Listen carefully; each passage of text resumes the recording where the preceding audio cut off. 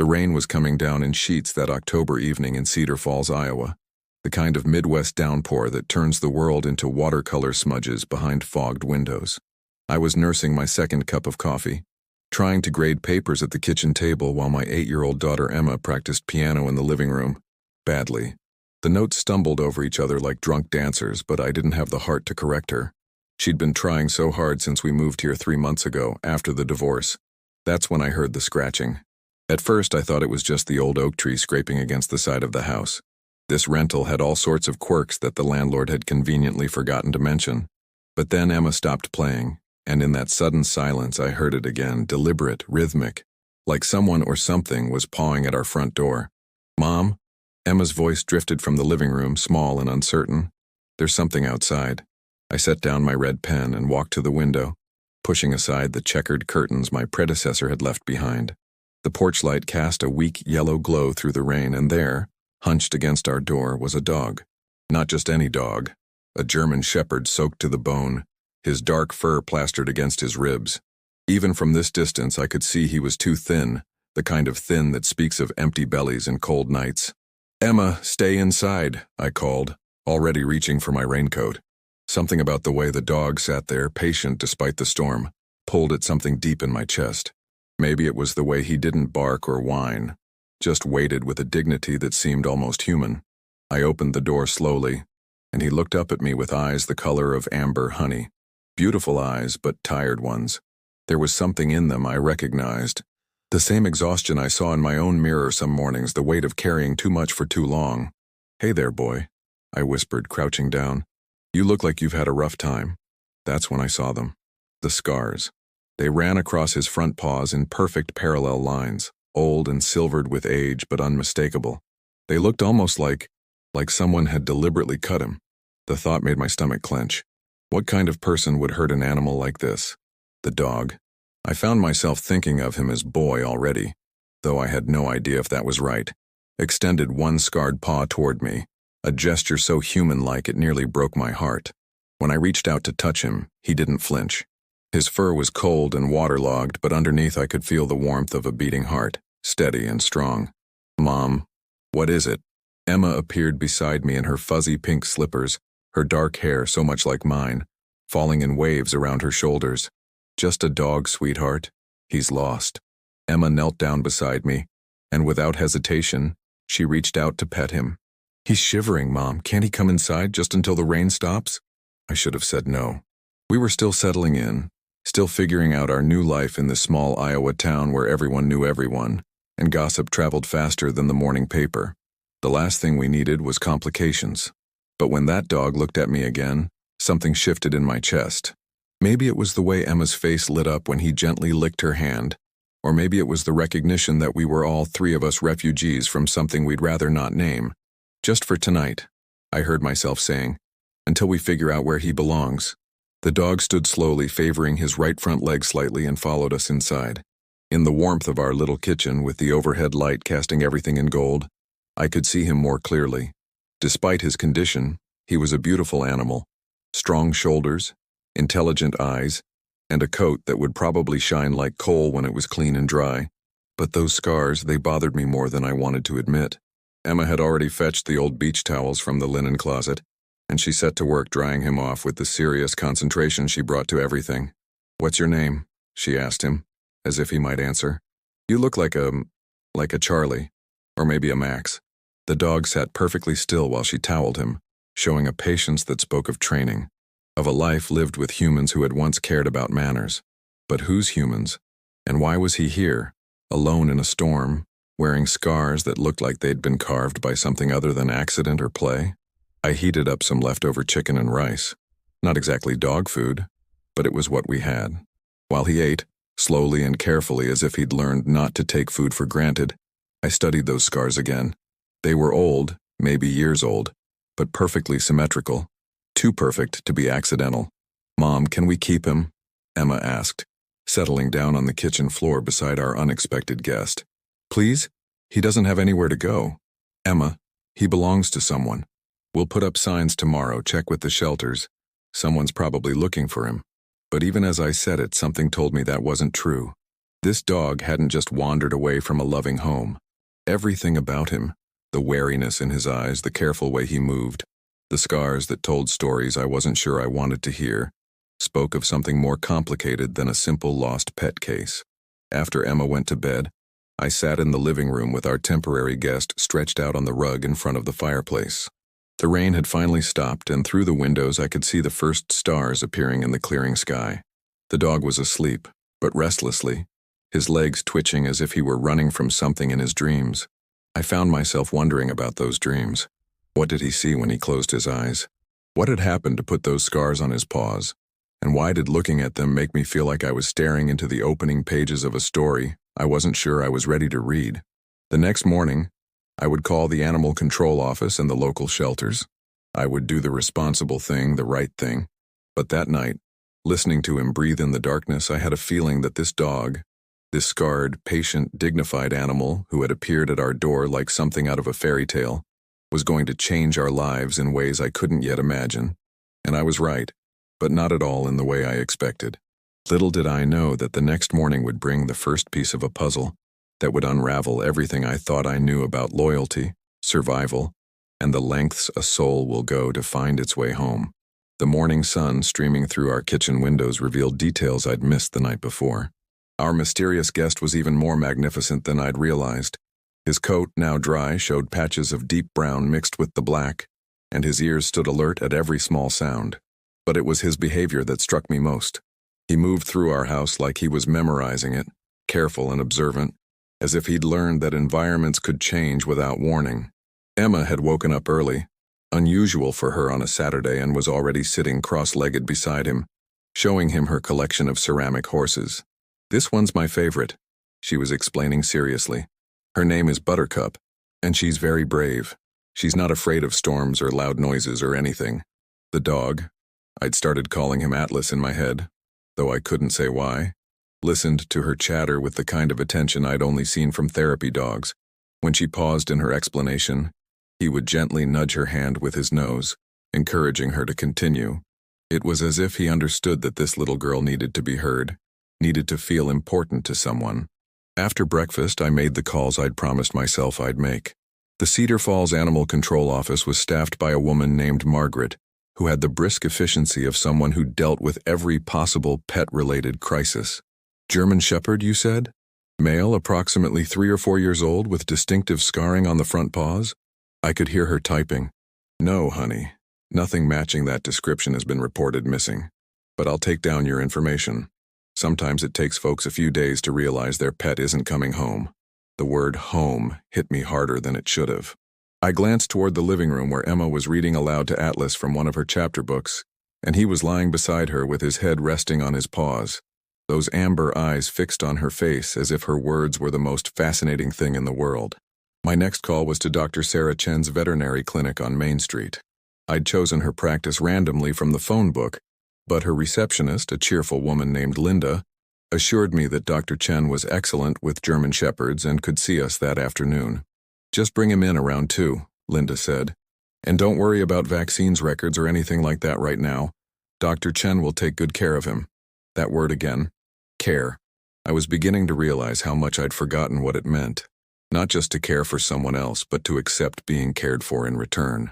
The drive to the veterinary clinic gave me my first real taste of Cedar Falls on a Saturday morning. The downtown was the kind of place that belonged on a postcard. Brick storefronts with cheerful awnings, a diner called Mel's Place with windows full of geraniums, and a park in the center of town where kids were already making good use of the playground equipment despite the previous night's rain. It was the kind of place I'd imagined when I'd decided we needed to leave the city and start over somewhere Emma could just be a kid. Emma chattered excitedly from the back seat while Atlas sat beside her, looking out the window with what I was learning was his characteristic calm alertness. "Look, Atlas, there's the library, and that must be the ice cream place Mrs. Henderson told me about. Do you like ice cream?" "I bet you do. All good dogs like ice cream." She'd started calling him Atlas too, without any input from me. I wondered if we'd both sensed something ancient and enduring about him, something that required a name with weight and history. Dr. Chen turned out to be a small woman in her 40s with kind eyes and the sort of gentle confidence that immediately put both Emma and Atlas at ease. Her examination room was painted in soothing blues and greens, with framed photographs of patients covering one wall, a gallery of happy dogs and cats and even a few exotic birds. "He's beautiful, Doctor," Chen said as she ran her hands along Atlas's sides, checking for injuries or abnormalities. "Good muscle tone, healthy weight now that he's had a few meals. I'd say he's about 4 years old, maybe 5. And you're right, these scars are old, very old." She lifted one of his front paws gently, examining the parallel lines that had troubled me so much. Atlas stood perfectly still, but I noticed his breathing quicken slightly. "Doctor," I said carefully, "those scars, they don't look accidental." Dr. Chen was quiet for a long moment, her fingers tracing the silvered marks. "No," she said finally, "they don't. These are consistent with being caught in wire fencing, the kind of heavy-gauge wire they use for keeping things in or out." The implication hung in the air between us. Emma was busy cooing over a cat in a nearby cage, so she missed the shadow that crossed Dr. Chen's face. "Has he shown any signs of aggression?" the doctor asked quietly. "Any fear responses to specific sounds or movements?" I shook my head. "Just the opposite. He's incredibly gentle, especially with Emma, almost protective." Doctor." Chen continued her examination, checking his teeth, his ears, looking into those remarkable eyes with a small flashlight. "He's been well trained at some point. See how he responds to quiet commands? Watch this."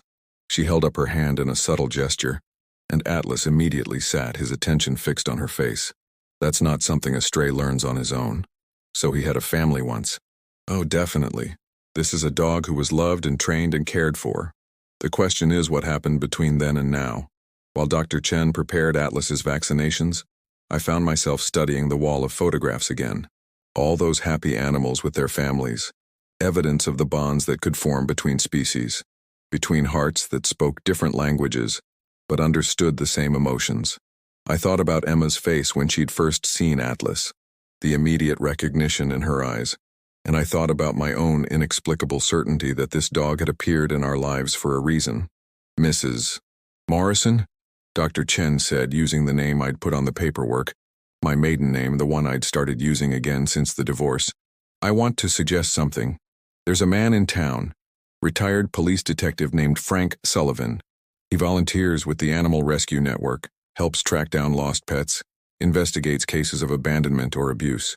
If you're serious about finding out where this dog came from, Frank might be able to help." She wrote down a phone number on a piece of paper. "But I have to ask, what will you do if you find out his story isn't a happy one? Sometimes the past is past for a reason." I looked at Atlas, who was sitting patiently while Emma scratched behind his ears and told him about all the adventures they were going to have. "I don't know," I admitted. "I guess we'll cross that bridge when we come to it." That evening, after Emma had gone to bed, I sat on the porch with Atlas beside me and Dr. Chen's piece of paper in my hand. The number was local. Frank Sullivan was right here in Cedar Falls. I could call him tomorrow, start the process of uncovering the truth about the scars, about the careful way Atlas moved through the world, about the sadness I sometimes caught in his eyes when he thought no one was looking. But something held me back. Maybe it was the way he'd settled into our routine so seamlessly, or the way Emma had started sleeping through the night for the first time since the divorce. Maybe it was selfish, but I wasn't sure I was ready to discover a past that might take him away from us. As if he could read my thoughts, Atlas lifted his head and looked at me with those remarkable eyes. There was no judgment there, no pressure, just patience, as if he understood that some stories take time to tell. Some truths need to be discovered slowly, when the heart is ready to hear them. The crickets were starting their evening chorus, and somewhere in the distance I could hear the sound of the Cedar River moving over stones.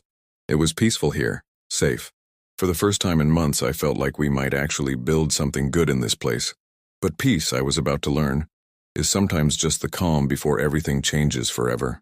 Tomorrow would bring a phone call that would set in motion events I never could have imagined, and the first glimpse of a truth so profound it would challenge everything I thought I knew about the power of love to transcend even the darkest circumstances. I called Frank Sullivan on Monday morning, after Emma had left for school and Atlas and I had settled into what was becoming our routine. He sat by the kitchen window while I worked on lesson plans, occasionally lifting his head to watch a squirrel or track the progress of our elderly neighbor, Mrs. Patterson, as she tended her garden next door. There was something meditative about his presence, Like having a meditation partner who understood the value of comfortable silence. Frank answered on the second ring with a voice that carried the authority of someone accustomed to asking the hard questions. Sullivan here. Mr. Sullivan, my name is Sarah Morrison. Dr. Chen gave me your number. She said you might be able to help me with a situation. What kind of situation? I found myself describing Atlas. His appearance at our door, the mysterious scars, the evidence of training mixed with signs of hardship. Frank listened without interrupting, and I could almost hear him taking notes on the other end of the line. Those scars, he said when I finished. Can you describe them more specifically? Parallel lines, very straight, on both front paws. Doctor, Chen said they looked like wire fencing injuries. There was a long pause. Mrs. Morrison, I'd like to come take a look at this dog if you don't mind. Are you free this afternoon? Something in his tone made my stomach tighten. Is everything all right? Probably nothing, but I've been working on some cold cases, and your description, well, let's just say it might be connected to something I've been investigating. I'll be over around 3 if that works for you.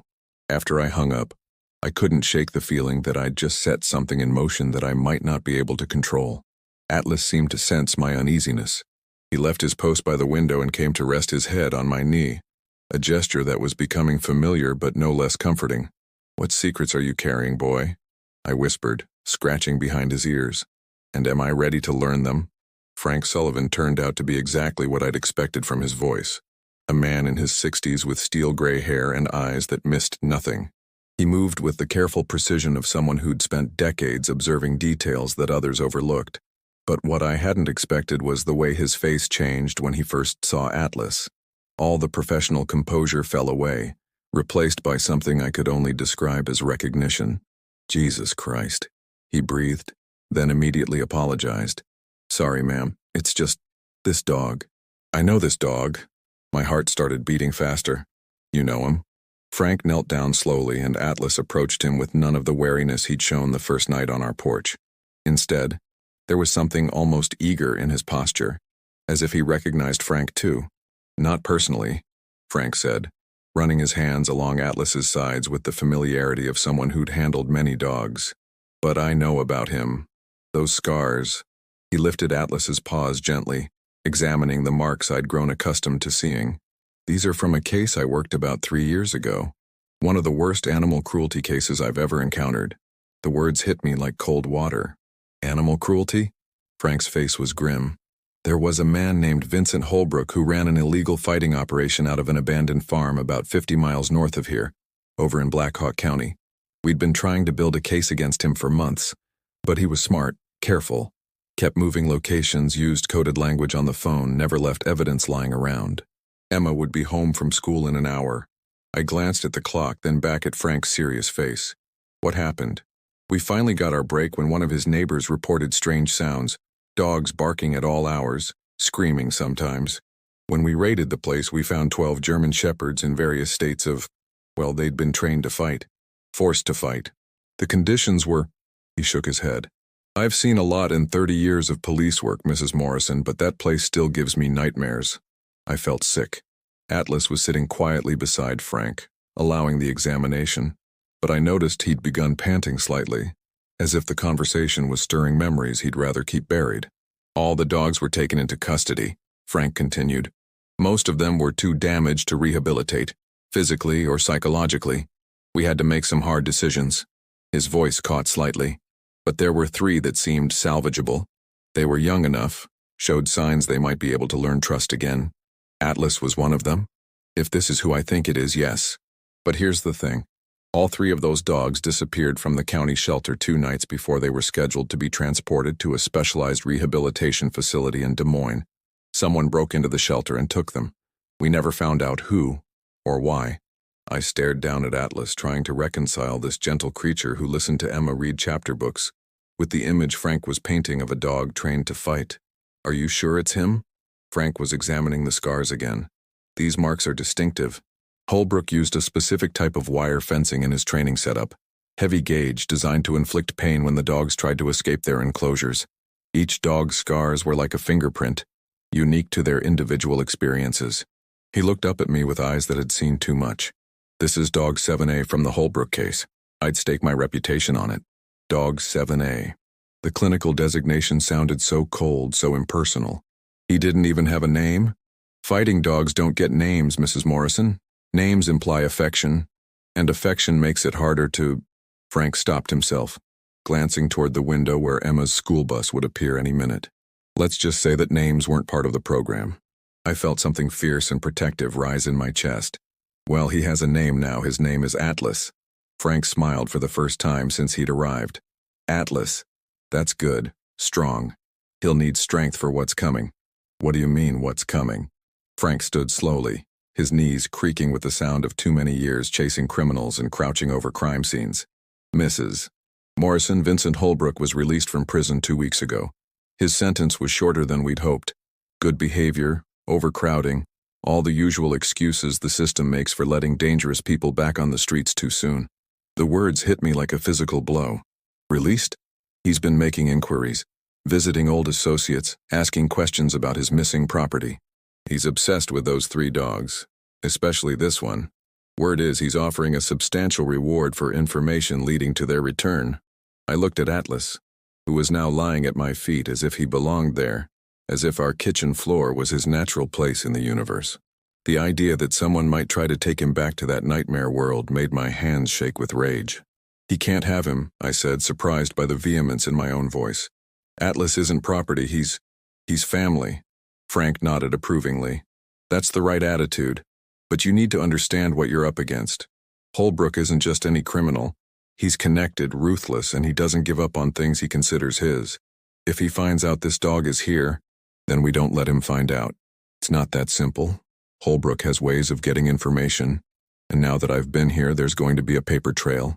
I have to report this, Mrs. Morrison. It's my job. The sound of Emma's school bus rumbling down our street interrupted the conversation. In a few minutes, my daughter would walk through that door expecting to find Atlas waiting for her, expecting the security and routine we'd begun to build. The thought of having to explain that he might be taken away from us made my chest tight with panic. What are my options? I asked quickly. Frank was quiet for a long moment, and when he spoke, his voice was careful, measured. Officially, you need to surrender him to the authorities so he can be placed in a proper witness protection program for animals. There are facilities equipped to handle dogs with his background. And unofficially, Frank glanced toward the front door, where Emma's voice could be heard saying goodbye to her friends.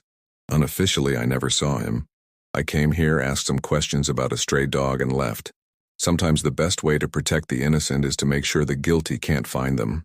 Emma burst through the front door in a whirlwind of backpack and enthusiasm, stopping short when she saw Frank. Oh, hello. She looked at me questioningly. Emma, this is Mr. Sullivan. He's a friend who came to meet Atlas. Emma immediately brightened. Isn't he wonderful? He's the smartest dog in the world. Yesterday I taught him to shake hands, and this morning he brought me my slippers without being asked. He's practically magic. Frank's smile was genuine as he watched Emma drop to her knees beside Atlas, who immediately began his ritual of patient attention. He is pretty special, Frank agreed. You're lucky to have found each other. We didn't find each other, Emma corrected seriously. He found us. He came to our door exactly when we needed him most. Mom was sad, and I was scared about living in a new place. But Atlas made everything better. That's what good dogs do, they fix things. Over Emma's head, Frank met my eyes with a look that said everything. Some things were more important than rules and regulations. Some kinds of love transcended legal paperwork and official procedures. Well, Frank said, standing to leave, I should get going. Mrs. Morrison, it was a pleasure meeting you. And Atlas. He patted the dog's head gently. You take care of these ladies, you hear me? Atlas's tail wagged once, as if he understood perfectly. After Frank left, Emma and I sat on the floor with Atlas between us, and for the first time since the divorce, our little family felt complete. But I couldn't shake Frank's warning, or the knowledge that somewhere out there, a man named Vincent Holbrook was looking for my dog. Not my dog. Atlas. My Atlas, who belonged to us now in ways that had nothing to do with ownership and everything to do with love. That night, as I listened to Atlas's steady breathing from his place on the rug beside Emma's bed, I made a decision that would change all our lives. We weren't giving him up. Whatever it took, whatever we had to do, we were going to protect the family we'd found in each other. I just had no idea how high the stakes were about to become. But protecting the ones we love sometimes requires more courage than we think we possess. And the next few days would test the limits of what one woman and one little girl could do when faced with a darkness they never saw coming. The first sign of trouble came on a Wednesday morning, 3 days after Frank's visit. I was hanging laundry on the line behind our house, a small pleasure I'd rediscovered since leaving the city, when Atlas suddenly went rigid. His head came up, ears forward, and a low growl rumbled deep in his chest. It was the first time I'd heard him make any sound beyond contented sighs and the occasional soft woof when Emma's bedtime stories got particularly exciting. "What is it, boy?" I whispered, following his gaze toward the tree line that bordered our backyard. For a moment I saw nothing but the familiar landscape of our quiet neighborhood, Mrs. Patterson's vegetable garden, the Hendersons' swing set, the old bike path that wound through the woods toward the river. Then just for an instant I caught a glimpse of movement between the trees. A figure there and gone so quickly I might have imagined it. But Atlas hadn't imagined it. He moved to place himself between me and the woods, his body tense with protective alertness. Whatever he'd sensed, it wasn't friendly. I gathered the laundry quickly, my hands shaking more than I wanted to admit, and called Atlas inside. He came reluctantly, glancing back toward the trees with obvious concern. Once we were safely in the kitchen with the door locked, I tried to convince myself it had been nothing, a jogger on the path maybe, or one of the neighborhood kids exploring. But that evening, when Emma and I were walking Atlas around the block after dinner, I noticed the same white pickup truck parked on 3 different streets. At first I told myself it was coincidence. Cedar Falls wasn't a big town. It made sense that we might see the same vehicles repeatedly. But something about the way the driver slumped down in his seat when we passed made my skin crawl. "Mom, that truck is following us," Emma said matter-of-factly. At 8, she had the kind of clear-eyed observation that adults often dismissed, but I'd learned to trust her instincts. "What makes you think that, sweetie?"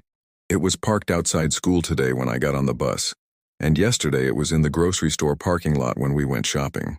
The driver has a baseball cap and sunglasses, but he keeps looking at Atlas." My heart sank. If Emma had noticed, then we were past the point of coincidence.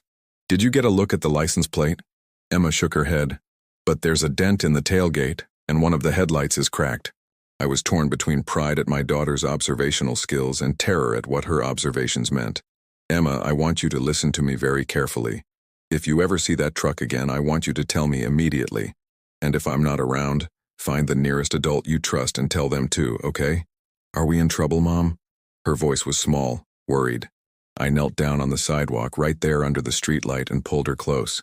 "No, sweetheart, we're not in trouble. But Atlas might be.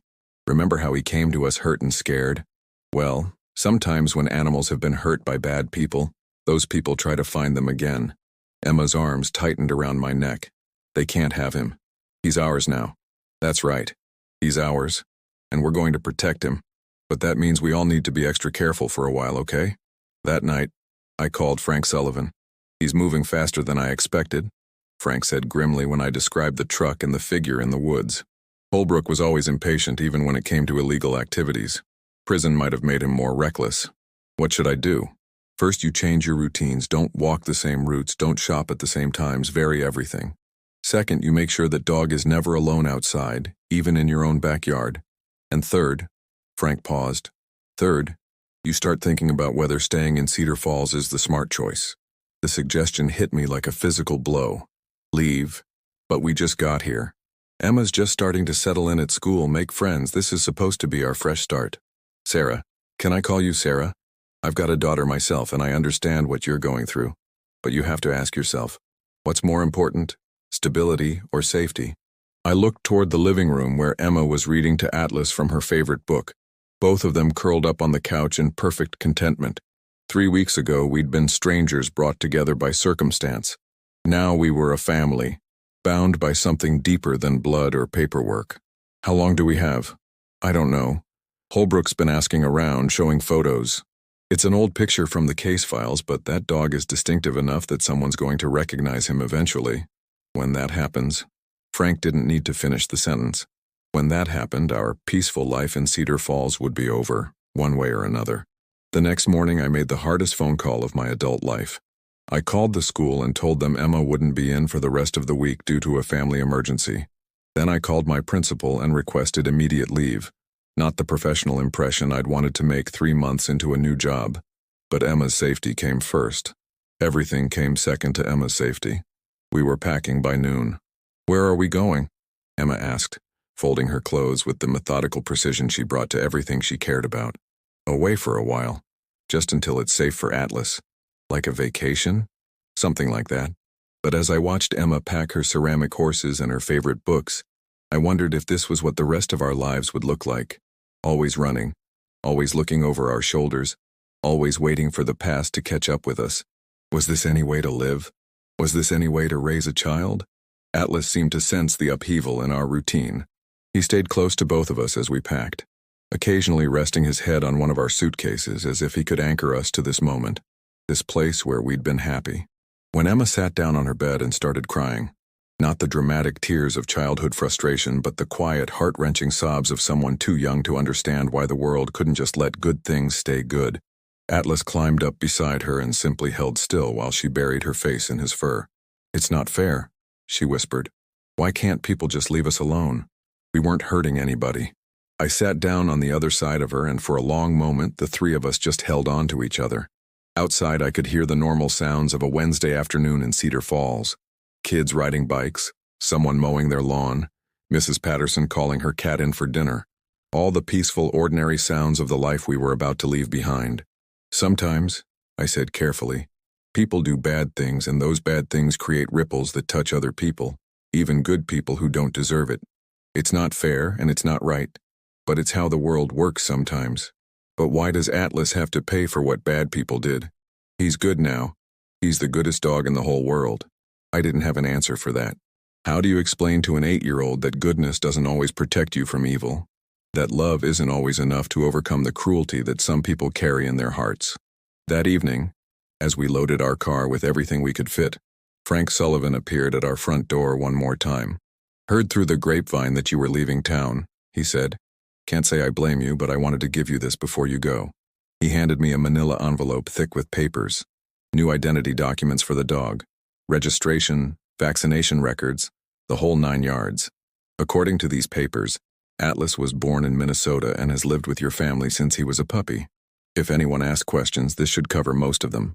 I stared at the documents, official-looking papers that transformed Atlas from Dog 7A of the Holbrook case into simply Emma Morrison's beloved pet.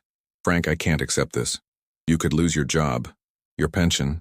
"I could," he agreed. "But I've been a cop for 30 years, Sarah, and I've learned that sometimes the law and justice aren't the same thing. That dog in there? He's not evidence in a case anymore.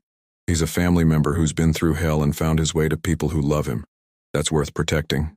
Emma appeared beside me, clutching her favorite stuffed animal, a small elephant named Peanut that had been her constant companion since she was 2. "Are you going to help keep Atlas safe, Mr. Sullivan?" Frank knelt down to her level, his weathered face serious. "I'm going to do everything I can, sweetheart. But the most important thing is that you and your mom take good care of each other. Can you do that for me?" Emma nodded solemnly. "We're a family now. Families stick together." "That's right. And no matter where you go or what happens, that's never going to change." As we drove out of Cedar Falls that night, I watched the familiar landmarks disappear in my rearview mirror. The water tower with the high school mascot painted on it, the grain elevator that dominated the skyline, the little park where Emma had started to make friends. We were leaving behind the first place that had felt like home since the divorce, but we were taking something more important with us. We were taking each other. Atlas rode in the back seat with Emma, his head resting on her lap, patient and trusting despite the uncertainty ahead. He didn't know where we were going. None of us did. But he seemed to understand that we were going together, and for now, that was enough. But running away, I was about to discover, only works if you can outrun the darkness that's chasing you. And some kinds of evil are patient enough to wait for you to think you're safe before they strike. We ended up in Riverside, Missouri, a small town 40 miles east of Kansas City where Emma's middle school teacher's recommendation had gotten me a substitute teaching position. It wasn't permanent, wasn't ideal, but it was work, and it was far from Iowa. The apartment we rented was above a hardware store on Main Street, with thin walls and floors that creaked, but it had 2 bedrooms and a small fenced yard where Atlas could run safely. For 3 weeks, we built a new routine. Emma enrolled in the local elementary school under the name Emma Morrison Chen. a small deception that made her feel important and sophisticated. I taught fifth-grade math and science, subjects that came easily to me and helped pay the bills. Atlas learned the boundaries of our new territory, the routes to school and the grocery store, the habits of our neighbors. We were adapting, healing, becoming a family in this new place. I should have known it was too good to last. The first sign of trouble came on a Monday in November. Emma had been at school for less than 2 hours when the principal called. "Mrs. Morrison-Chen? This is Principal Martinez. We have a situation here. There's a man asking questions about your daughter and claiming to be from Child Protective Services. He doesn't have proper identification and something about his story doesn't add up. I've called the police, but I thought you should know immediately." My blood turned to ice. "What kind of questions?" "About Emma's home life, about whether she has any pets, about your living situation. Mrs. Morrison-Chen, this man, he seemed very interested in information about animals. Do you have any idea what this might be about?" I told Principal Martinez I was on my way and hung up with shaking hands. Holbrook had found us. I don't know how. Maybe through the fake papers Frank had provided, maybe through some other connection I couldn't fathom. But he'd tracked us down. And now he was using Emma to get to Atlas. The drive to the school felt endless. I kept checking the rearview mirror, expecting to see that white pickup truck, but the streets behind me remained clear. When I pulled into the school parking lot, I saw a police car and felt a small measure of relief. At least Emma was safe. Principal Martinez, a sharp-eyed woman in her 50s, met me at the front door. "The man left when he saw the police arriving," she said. "But Mrs. Morrison-Chen, I have to ask, is your family in some kind of danger?"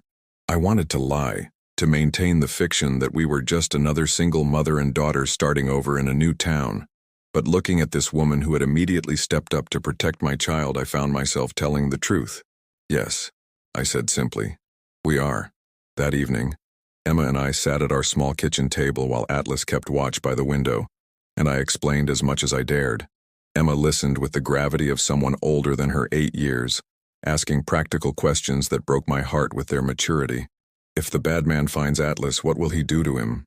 "I don't know, sweetheart, but we're not going to let him find Atlas." "Are we going to have to move again?" The question I'd been dreading. "Maybe. Would that be okay with you?" Emma was quiet for a long time, absently scratching behind Atlas's ears while she thought. "I like it here," she said finally. "Mrs. Peterson is nice, and Tommy Valdez said I could be on his kickball team, but—" She looked at Atlas with eyes that held too much understanding for someone so young. "But Atlas needs us more than I need kickball." That night, after Emma was asleep, I sat on the floor beside Atlas and tried to figure out our next move. Frank had given me a phone number for emergencies, and this qualified.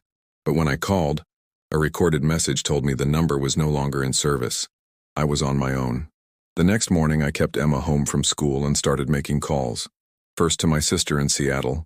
Could we stay with her for a few weeks while I looked for work? Then to the school district. Did they have any openings for substitute teachers in the Pacific Northwest? Then to moving companies, storage facilities, anyone who might help us disappear again. But in the back of my mind, a terrible question was growing. How long could we keep running? And what kind of life were we building if it was always based on fear? The answer came sooner than I expected. I was loading boxes into the car. We'd decided to leave Riverside that afternoon, when a voice behind me made my blood freeze. "That's a beautiful dog you have there." I turned slowly, my hand instinctively moving toward Emma, who was sitting on the front steps with Atlas beside her. The man standing on the sidewalk was ordinary-looking, middle-aged, wearing jeans and a flannel shirt that made him look like any other resident of small-town Missouri. But his eyes were cold in a way that made my skin crawl. "Vincent Holbrook," he said, extending his hand as if we were meeting at a church social. "I believe you have something that belongs to me." "I don't know what you're talking about." Holbrook smiled, but it didn't reach those cold eyes. "That dog, he's been missing for a long time and I've been looking for him. He represents a significant investment, you understand. Time, money, training. I'd like him back." Emma had gone very still on the steps. Atlas, I noticed, had risen to his feet, every muscle in his body tense with recognition and fear. "Atlas isn't your dog," I said, surprised by the steadiness in my own voice. "He's ours. We have papers." "Papers can be forged," Holbrook said dismissively. "But that dog, those scars on his paws tell a story, don't they? They're unique, distinctive, like a signature. I think you should leave. Oh, I will. But I'm taking the dog with me. See? I know all about you, Sarah Morrison. Divorced, unemployed until recently, no family money, no connections. You can't fight me in court. Can't afford lawyers. Can't even afford to keep running forever. But I can. I have time, money, and patience. Sooner or later I'll get what I want. The casual cruelty in his voice, the absolute certainty that he could take whatever he pleased, made something snap inside me. You're wrong, I said. I can't afford lawyers, and I can't afford to keep running. But I can afford to protect my family, and that dog is my family. Holbrook's smile faded. Be reasonable, Sarah. I'm offering to make this easy. I'll even pay you for your trouble. Say $500 for your time and inconvenience. All you have to do is put a leash on the dog and hand him over. No. Atlas isn't for sale. He isn't property. He's a living being who suffered enough, and I won't let you hurt him anymore. For a moment, something ugly flickered across Holbrook's face. You have no idea what you're dealing with, he said quietly. I've spent 3 years in prison thinking about those dogs, planning how I'd get them back. I know where you work, where the kid goes to school, where you buy groceries. I know you're alone, vulnerable, scared. You can't protect him forever. Maybe not forever, I admitted. But I can protect him today, and tomorrow, and for as long as it takes. Emma stood up from the steps, her small hand resting on Atlas's head. You're the man who hurt him, she said, her voice clear and unafraid. You made those scars on his paws. Holbrook glanced at her with the kind of dismissive irritation he might show toward a barking chihuahua. Little girls shouldn't interfere in adult business. And adult men shouldn't hurt defenseless animals, Emma shot back. My mom always says that people who hurt things smaller than them are just cowards. I'd never been prouder of my daughter, or more terrified for her safety. Holbrook's face darkened.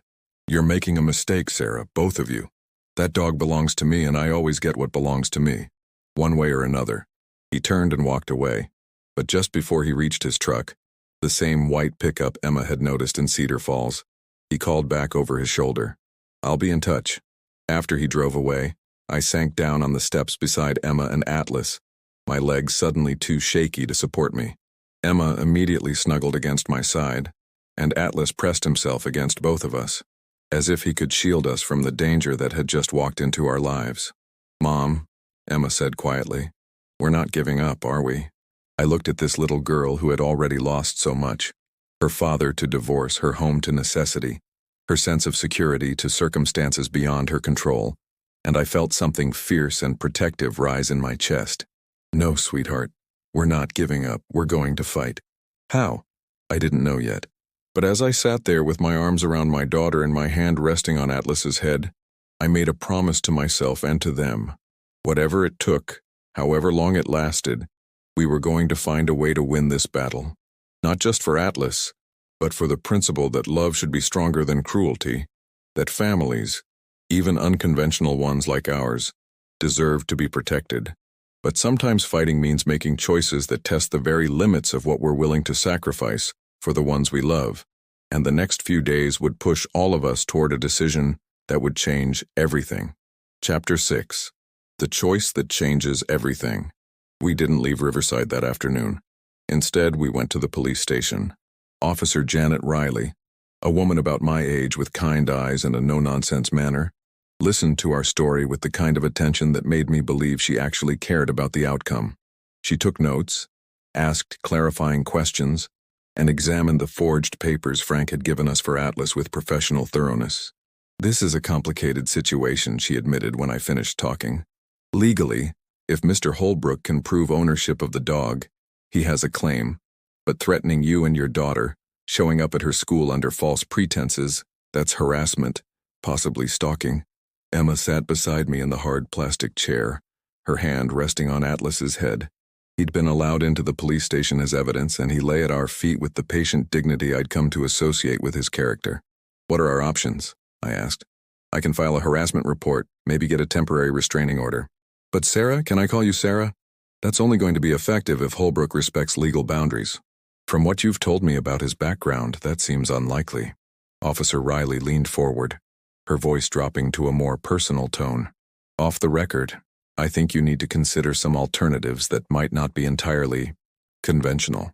That evening, Emma and I had the most serious conversation of her young life. We sat in our little living room above the hardware store, Atlas between us on the couch, and I laid out the harsh realities of our situation. Holbrook isn't going to give up, I explained. He's going to keep following us, keep threatening us, until he gets what he wants. We can keep running, but he has more resources than we do. Eventually, he'll corner us. Emma listened with the grave attention she brought to everything important. What's the other choice? We fight back. But Emma, if we do that, it means we might not win.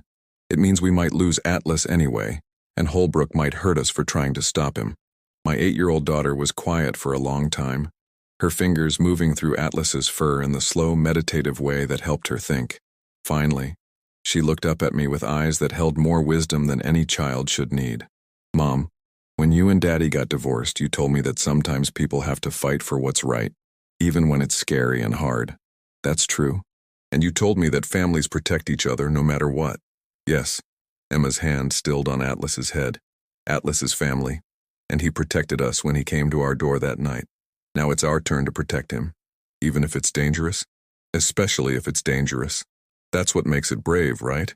If it wasn't dangerous, it wouldn't be brave. It would just be normal. I stared at my daughter in amazement. When had she gotten so wise? When had she learned to see so clearly through fear to the heart of what mattered? That night, I made a series of phone calls that would either save us or destroy us. The first call was to a journalist named Marcus Webb who worked for the Kansas City Star. Officer Riley had mentioned him. He specialized in investigative reporting about animal cruelty and had been following the Holbrook case for years. I'd like to tell you a story, I said when he answered, about a man named Vincent Holbrook and a dog with scars on his paws. The second call was to Dr. Chen back in Cedar Falls. I need you to document something, I told her. Everything you observed about Atlas's condition when you first examined him. Every scar, every sign of abuse, every indication of trauma. I need official medical records. The third call was the hardest. I called Frank Sullivan's old number, knowing it was disconnected, and left a message on the voicemail anyway. Frank, if you're still monitoring this number, we need help. Holbrook found us, and we're making a stand. If you still believe that justice and the law aren't always the same thing, now would be a good time to prove it. The next morning, Marcus Webb arrived with a photographer and a digital recorder. He was younger than I'd expected, with the eager intensity of someone who believed journalism could actually change the world. When he saw Atlas, his face immediately softened. This is him. This is dog 7A from the Holbrook files.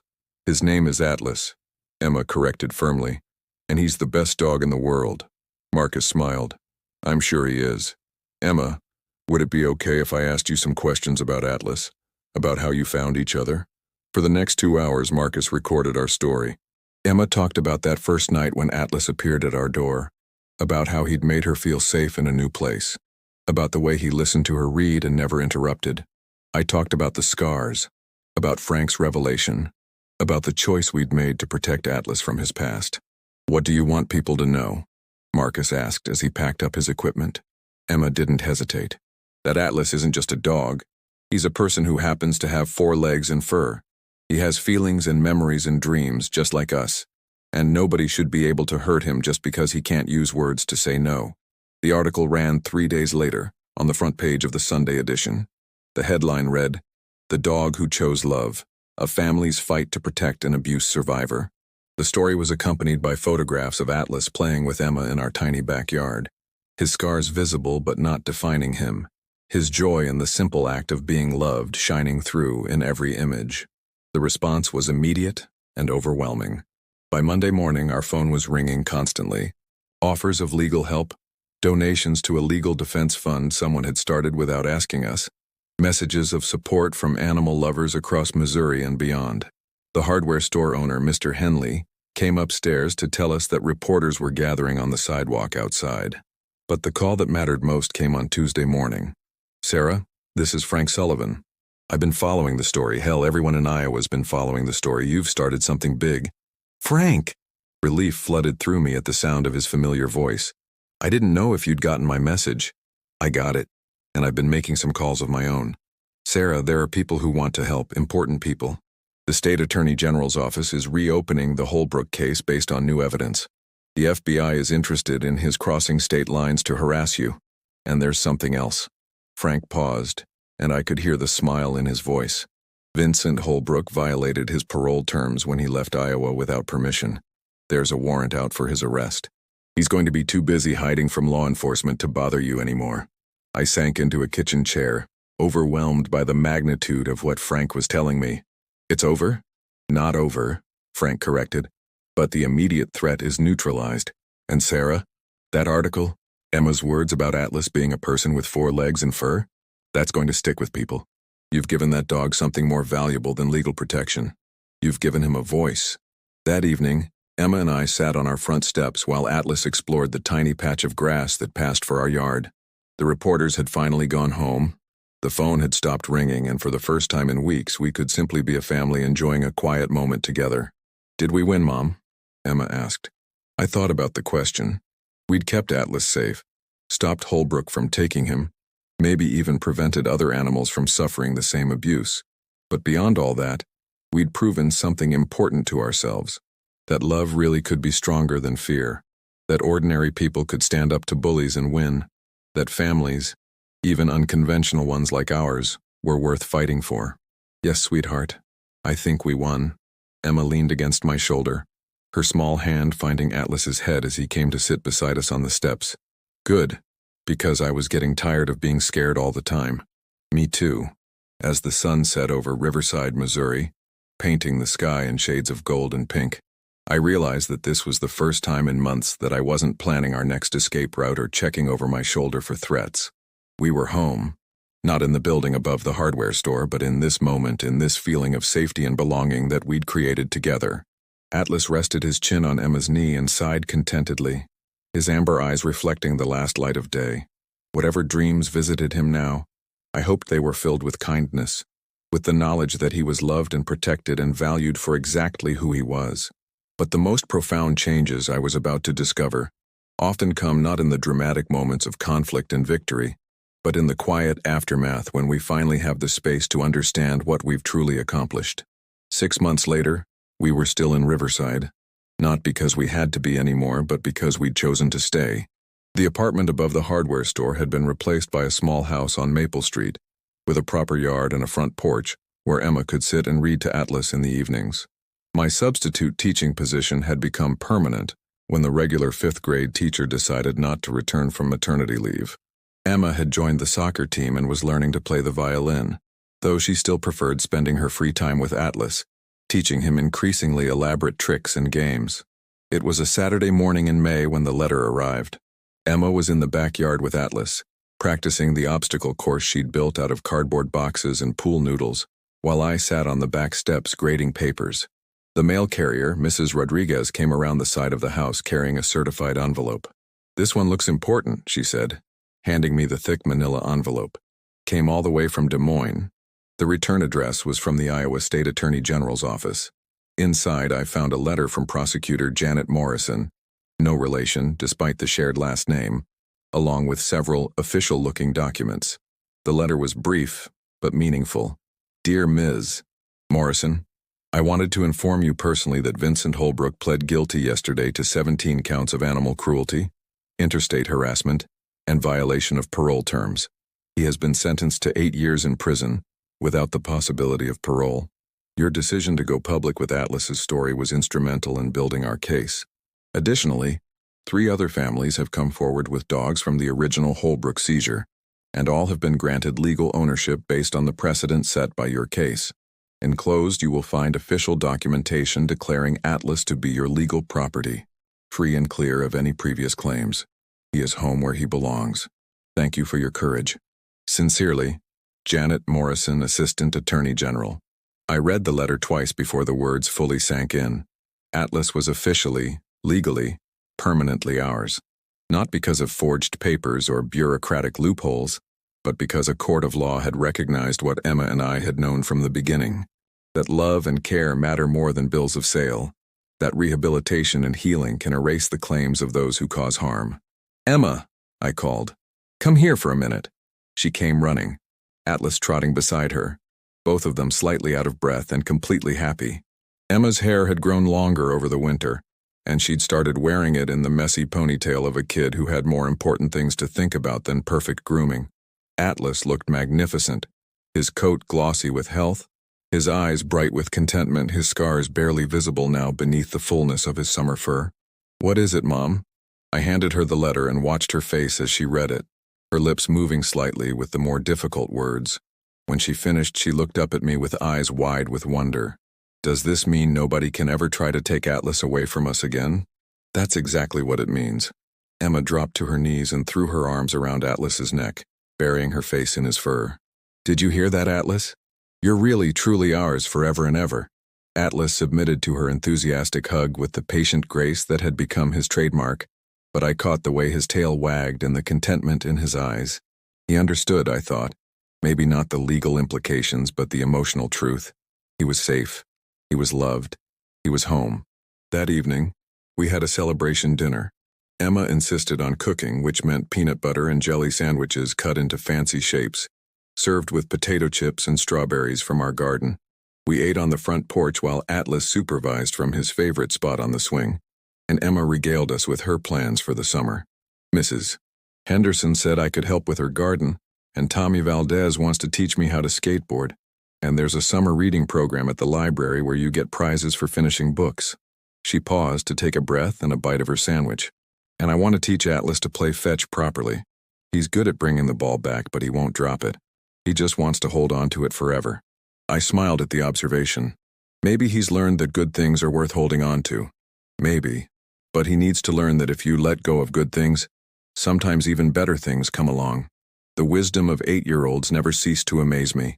As the sun set and the fireflies began their evening dance in our yard, Emma curled up against my side on the porch swing with Atlas stretched across both our laps. It was one of those perfect moments that life gives you sometimes. Not because you've earned it or because the universe owes you, but simply because sometimes beauty and peace and contentment align in ways that take your breath away. "Mom?" Emma's voice was sleepy, satisfied. "Yes, sweetheart?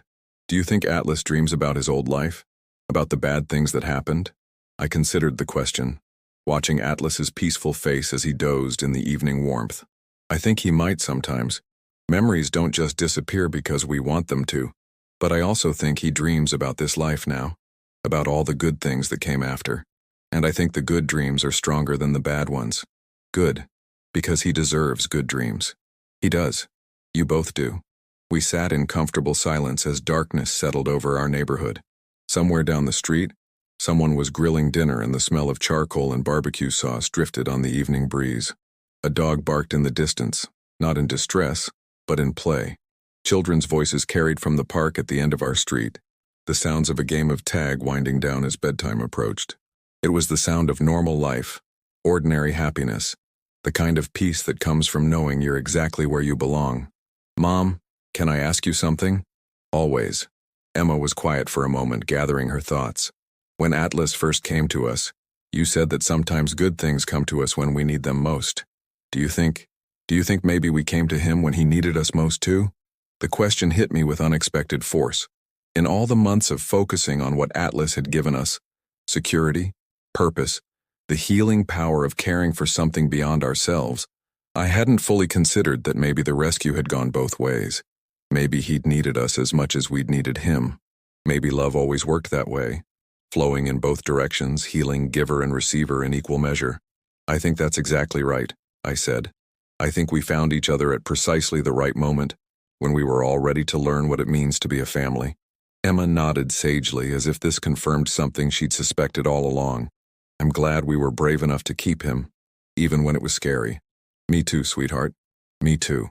Later that night, after Emma had gone to bed and Atlas had taken up his usual position on the rug beside her bed, I sat in my kitchen with a cup of tea and the legal papers that declared our family official in the eyes of the law. But the real proof of what we'd built together wasn't in those documents. It was in the sound of Emma's peaceful breathing from the next room, in Atlas's contented sighs as he settled into sleep, in the knowledge that tomorrow we would wake up together in this house that had become home, not because it was perfect, but because it was ours.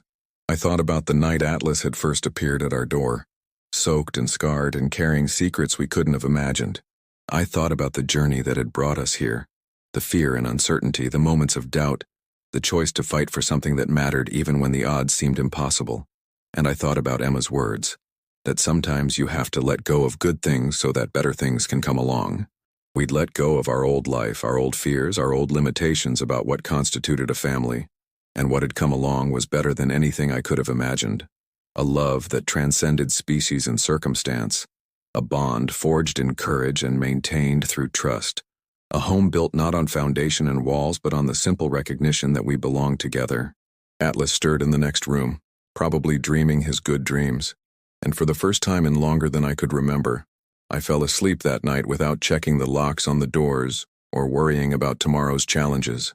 We were safe, we were home, we were family, and sometimes that's the most magical transformation of all.